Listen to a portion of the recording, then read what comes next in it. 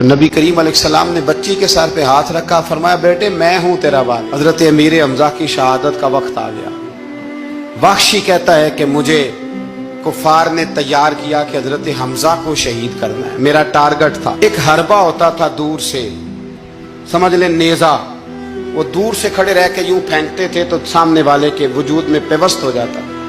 ویسے تو کسی میں جرت نہیں تھی حضرت امیر حمزہ کے سامنے آنے کی، تو وحشی کہتا ہے میں پہاڑ کے پیچھے چھپ کے انتظار کرنے لگا کہ حضرت امیر حمزہ رضی اللہ تعالیٰ عنہ، حضرت امیر حمزہ رضی اللہ تعالیٰ عنہ کہیں مجھے نظر آئیں تو میں ان پر وار کروں۔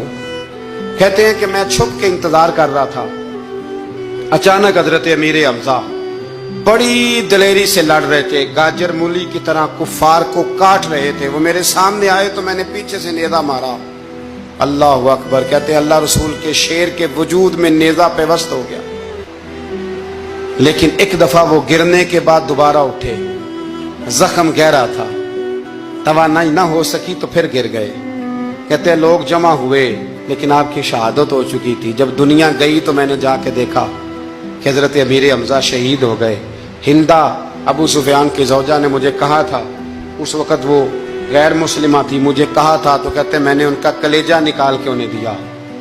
پھر وہ آئی اور آ کر کے اس نے حضرت امیر حمزہ کا ناک کاٹا، ہونٹ کاٹے، آنکھیں نکالی، کان کاٹ دیے۔ امیر حمزہ کو شہید کر دیا گیا۔ حضور تشریف لائے تو بڑا ہی روئے، آنکھوں میں آنسو ہیں، شدید پریشانی ہے۔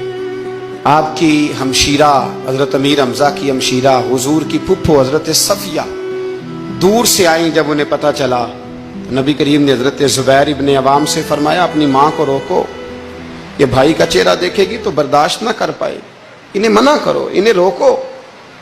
حضرت صفیہ کو جب کہا گیا تو وہ کہنے لگی اور بھی کئی باتیں ملتی ہیں تاریخ میں، لیکن فرمانے لگی ایک بات یہ بھی ملتی ہے، کہنے لگی مجھے پتہ چل چکا ہے میرے بھائی کے ساتھ بڑا ظلم ہوا ہے،